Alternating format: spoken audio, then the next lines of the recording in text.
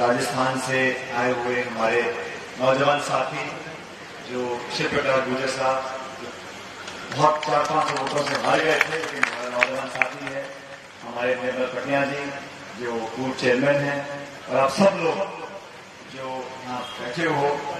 अभी सबके भाषण आपने सुने, मुझे बड़ा अजीब लग रहा है कि वो सब पंजाबी बोल रहे थे, मुझे हिंदी में बोलना पड़ रहा है। मेरी जेडी पंजाबी आएगी वो औखी आएगी, इस वास्ते मैं थोड़ा सा कोशिश करना सी, बाकी देखेंगे अपन कैसा भाषण होता है। लेकिन बुजुर्गों, मेरे दोस्तों, ये चुनाव महत्वपूर्ण चुनाव है और आज मैं बालाचौर आप सबके बीच में आपसे मिलने के लिए, आपका आशीर्वाद देने के लिए, आपसे विनती करने के लिए यहाँ पर उपस्थित हुआ हूं कि ये लोकसभा के चुनाव है, ये देश के चुनाव है, पूरे मुल्क के चुनाव है और आखिरी चरण में 1 तारीख को पंजाब सूबे के आप सब लोगों को मिलकर अपने अपने सांसद चुनने हैं। पिछले 2 महीने में पूरे देश में जाने का मुझे मौका मिला। केरला, आंध्र प्रदेश, महाराष्ट्र, यूपी, उत्तराखंड, मध्य प्रदेश, छत्तीसगढ़, जम्मू कश्मीर, उत्तराखंड, पंजाब, हरियाणा, जहां भी मैं गया हूं साथियों, सच में ये चुनाव एक बदलाव का चुनाव है। अभी लोग बोल नहीं रहे, लेकिन सबके जहन में एक बदलाव की सुगबुगाहट है। 10 साल से जो लोग दिल्ली में बैठे हैं, उनको भी जनता ने वोट दिए थे और जनता का वोट लेने के बाद 10 साल का लंबा मौका इस सरकार को दिया था। आज यहां पर आपके गांव में आकर आप सबसे मिलकर हमेशा की तरह मुझे बहुत खुशी का एहसास हो रहा है। अपने साथियों के बीच, अपने बुजुर्गों के बीच आकर हमेशा मन में बड़ी खुशी होती है। परमित गौरी साहब बोल रहे थे कि रिश्ता पुराना है, आज का नहीं, दशकों पुराना है।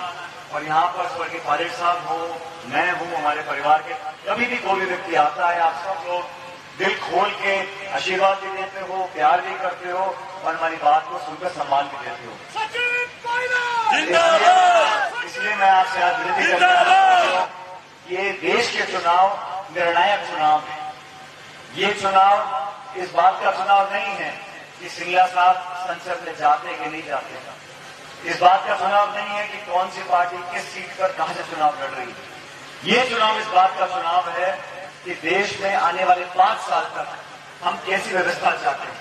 वो लोग जिन्होंने दिल्ली में बैठकर किसानों के खिलाफ 3 काले कानून बनाए, किसान आंदोलन कर रहे थे, उन पर गोलियां चलाई, बम बरसाए, सड़कों पे कीले ठोक दिए, 1.5, 2 साल तक किसान अपने हक अधिकार मांगने के लिए दिल्ली के दरवाजे पर बैठे रहे और सैकड़ों किसानों की शहादत के बाद इन लोगों ने अपने घुटने टेके और सैकड़ों किसान, 600-700 किसान शहीद हो गए, बेचारे रब्बों प्यारे हो गए।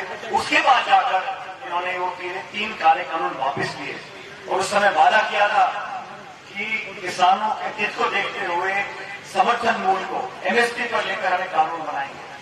आज 2.5 साल हो गए, अपना वादा पूरा नहीं किया, लेकिन मुझको और विजेंद्र जी को इस बात का फख्र है कि हमारी पार्टी ने, कांग्रेस वो पहली पार्टी है जिसने मैनिफेस्टो में लिखा है हम सरकार बनाएंगे तो एमएसपी कानून बनेगा, ताकि कोई भी व्यक्ति किसान के साथ नाइंसाफी नहीं कर सकता। ये कालाबाजारी करने वाले लोग, जमाखोरी करने वाले लोग, जो बिचौलिए किसान की कनक को, धान को सस्ते में लेके और फिर महंगा बेचते हैं, उसको खत्म करने के लिए पहली बार किसी पॉलिटिकल पार्टी ने ये कमिटमेंट किया है कि एमएसपी पे हम सरकार बनाने के बाद एक कानून बनाएंगे। वो लोग जो ना तो महंगाई की चर्चा करते हैं, 2014 में कहा था महंगाई, भ्रष्टाचार, काला धन, बेरोजगारी, इस पर हमें वोट चाहिए। 10 साल निकल गए, ना तो महंगाई पर चर्चा। गैस का सिलेंडर जो सरदार मनमोहन सिंह जी की सरकार में 2014 में 400 रुपए का था, आज वो 1100 रुपए का बिका है। पेट्रोल डीजल 100 रुपए लीटर हो गया। खाद, बिजली, बीज, पानी, सबकी कीमत आसमान छू रही है। लेकिन कल प्रधानमंत्री जी आए थे पटियाले में, बहुत सारी बातें बोल गए। ये बोल के नहीं गए कि मेरे देशवासियों में वादा करता हूं कि महंगाई कम करूंगा, मैं लोगों को रोजगार दूंगा। ये बातें बोलना भूल गए। अब तो सिर्फ वो बोलते हैं हिंदू, मुसलमान, मंदिर, मस्जिद, हिंदुस्तान, पाकिस्तान, मंगलसूत्र। बताओ, ये कोई बात बोल सकता है कि कांग्रेस की सरकार बन गई तो आपके मंगलसूत्र छीनकर उन लोगों को दे देंगे जिनके ज्यादा बच्चे पैदा होते हैं। ये जिम्मेदार पदों पर बैठे लोग इस बात को बोल रहे हैं। मैं आपको बताना चाहता हूं, ये डर गए हैं, बौखला गए हैं, क्योंकि बदलाव पूरे देश में है और सब लोग एक नई सरकार बनाएंगे 4 तारीख को जब मतगणना होगी। मैं तो पंजाब में अमृतसर, लुधियाने कई जगह गया हूं और आज आपके क्षेत्र में आया हूं। पूरे पंजाब में कांग्रेस की जबरदस्त हवा है। हमारे सारे उम्मीदवार जीत कर जाएंगे, लेकिन जितने भी लोग चुनाव लड़ रहे हैं, हम लोग 13 लोग चुनाव लड़ रहे होंगे, लेकिन मैं चाहता हूं सबसे बड़ी जीत, सबसे मोटी जीत कहीं हो तो विजेंद्र सिंगला जी की होनी चाहिए। आप लोगों के आशीर्वाद से। बलाचौर के लोग बड़े समझदार लोग हैं। ये चुनाव विधानसभा का नहीं है और मैं तो 24 साल के लिए वोट मांगने आया था। हमारी पार नहीं पड़ी, कोई बात नहीं, आज जीत होती राजनीति में, लेकिन वो चुनाव अलग थे। ये चुनाव किसी कौम का, मजहब का, जाति का, गोत्र का, भाषा का चुनाव नहीं है। ये चुनाव पूरे देश का चुनाव है। इसलिए जो बदलाव हो रहा है और बदलाव होगा, उसके भागीदार आप लोग बनो। आज मैं सिंगला जी के लिए वोट मांगने आया हूं। सिंगला जी आपने सारे अच्छे काम किए, लेकिन एक किसी गड़बड़ी कर दी थी। मैं जरा थोड़ा फोटो देख रहा थे, उन्हें बड़े नौजवान लग रहे थे, उन थोड़े बाद सारे चिट्टे हो गए थे।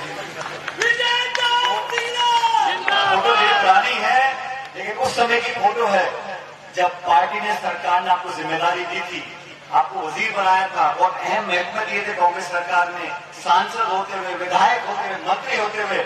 मैं इस बात का गवाह हूं, अपने क्षेत्र के लोगों के लिए दिन और रात, चाहे किसी को दुख हो, परेशानी हो, विकास के काम हो, 24 घंटे बिना देखे इन्होंने काम किया। लोगों से झगड़े किए, चीफ मिनिस्टर झगड़े करे, केंद्र की सरकार के मंत्री झगड़े करके गए, चाहे वो अस्पताल बनाना हो, चाहे वो सड़क निर्माण हो, चाहे पुल निर्माण हो, शिक्षा का क्षेत्र हो, तो काम करने में इनका कोई स्थानीय नहीं है। इस बात का मैं आपको गवाह हूं, इसलिए बता रहा हूं।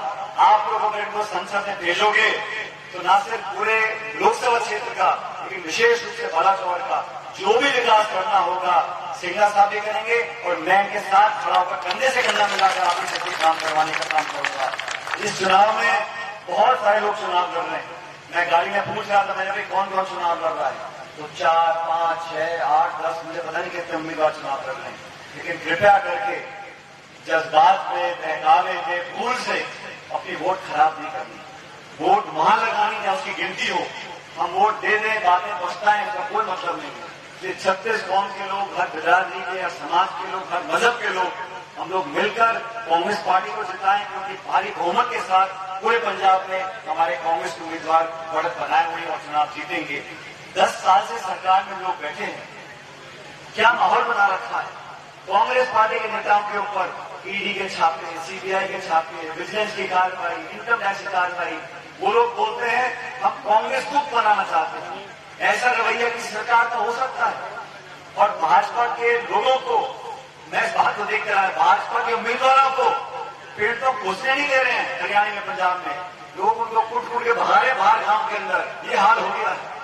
वोट मांगते हैं मजहब के नाम पर। अपने काम कितना किया है हमारी सरकार ने। इस बार मनमोहन सिंह के प्रधानमंत्री थे, हमने नरेगा का कानून बनाया। पूरी दुनिया में इतने सारे मुल्क हैं, किसी देश में ऐसा कानून नहीं है। और नरेगा कोई योजना नहीं है, कोई स्कीम नहीं है कि जब चाहे बंद कर दो। हमने कानून बना दिया, अब चाहे किसी की सरकार बने, लेकिन नरेगा को कोई हटा नहीं सकता। गांव में 100 दिन का रोजगार का अधिकार दिया है। अब दिहाड़ी मिलती है 150, 200, 250 रुपए।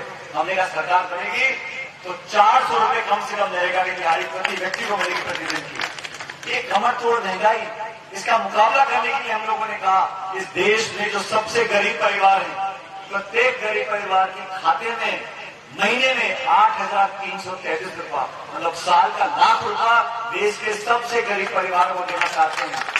वो परिवार जो अपने बच्चे नहीं पाल सकते, वो परिवार जो उनको पढ़ा नहीं सकते, उनकी मदद करने के लिए सरकार को आगे आना चाहिए। दिल्ली वाली सरकार क्या करती है, हवाई अड्डा, रेलवे लाइन, खान, गोदाम, बिजली घर, बंदरगाह,